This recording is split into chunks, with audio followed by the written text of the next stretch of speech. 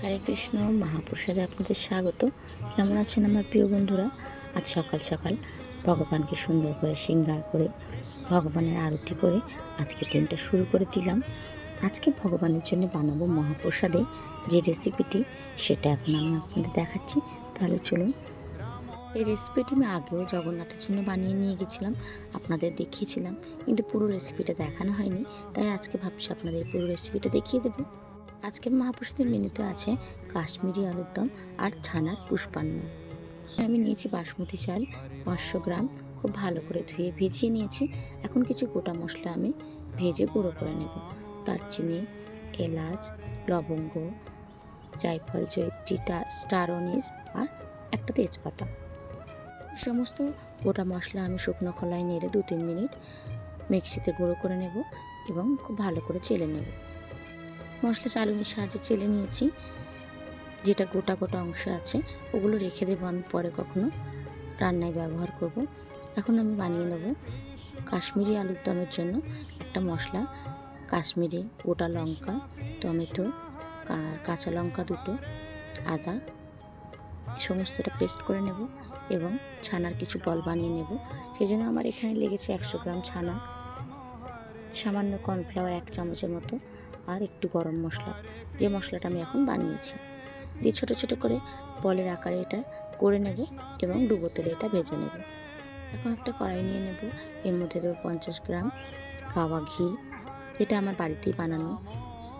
গোটা গরম মশলা ফোড়ন দেব, কাজু কিশমিশটা ভেজে নেব। একটা কড়াইয়ে বলগুলো আমি ভেজে নিচ্ছি।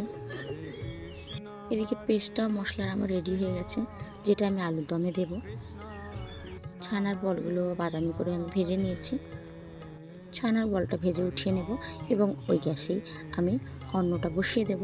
যতক্ষণে অন্নটা হচ্ছে ততক্ষণ আমি কাজু কিশমিশ এগুলো একটু ভেজে নেব।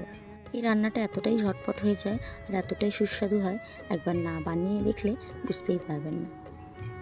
অন্ন আমার হয়ে গেছে, অন্ন থেকে ফ্যান আমি ছাড়িয়ে নিয়েছি এবং সমস্ত কাজু কিশমিশ, ঘি, গরম মশলা আমি এই অন্নের মধ্যে দিয়ে দিলাম। এখন আমি এর মধ্যে দেব স্বাদ মতো লবণ, পরিমাণ মতো চিনি। এই অন্নটা খেতে একটু মিষ্টি মিষ্টি হয়, আর এটার সাথে আমি ঝাল ঝাল একটা আলুর দম বানিয়ে নেব। এখন আমি যে মশলাটা গুঁড়ো করে রেখেছি ওই মশলাটা মিশিয়ে দেব এবং এর মধ্যে ছানার বলগুলো মিশিয়ে আমি এটা ঢাকা দিয়ে রেখে দেব। তাহলে খুব সহজেই তৈরি হয়ে গেল আজকে আমাদের ছানার পুষ্পান্ন। এখন আমি বানিয়ে নেব কাশ্মীরি আলুর দম।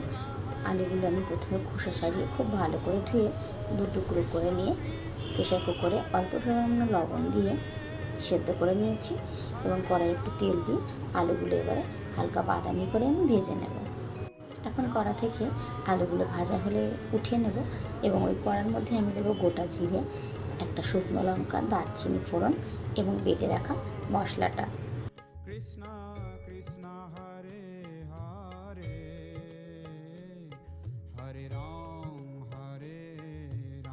মশলাটা ঢেলে দিয়ে খুব ভালো করে এটা আমি কষিয়ে নেব। এর মধ্যে আমি এখন দেব স্বাদ মতো লবণ, স্বাদ মতো চিনি, পরিমাণ মতো হলুদ। এই সমস্ত মশলাটা দিয়ে আবারও আমি 2-3 মিনিট খুব ভালো করে নেড়ে রান্না করে নেব। থেকে তেল ছেড়ে এলে এর মধ্যে আমি দিয়ে দেবো 2 চামচের মতো টক দই। টক দই দিয়ে আবারও আমি মিনিট 2-3 রান্না করে নেব এবং আমি এর মধ্যে দেবো ধনে গুঁড়ো, জিরে গুঁড়ো আর দেবো একটু আদার গুঁড়ো। এই সমস্ত মশলা খুব ভালো করে একসাথে কষিয়ে নিয়ে এর মধ্যে আমি এখন দিয়ে দেবো পরিমাণ মতো গরম জল।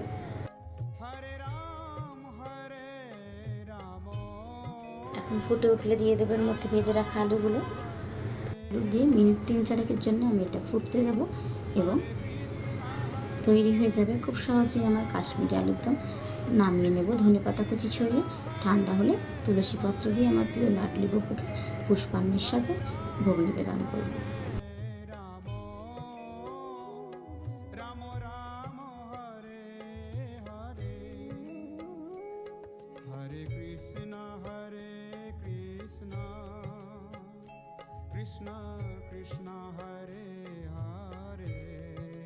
ঠান্ডা হলে তুলসী পত্র দিয়ে আমার প্রিয় লাডলি গোপুকে ভোগ নিবেদন করব।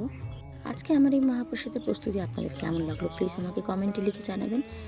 আজ তাহলে এই পর্যন্তই। হরে কৃষ্ণ।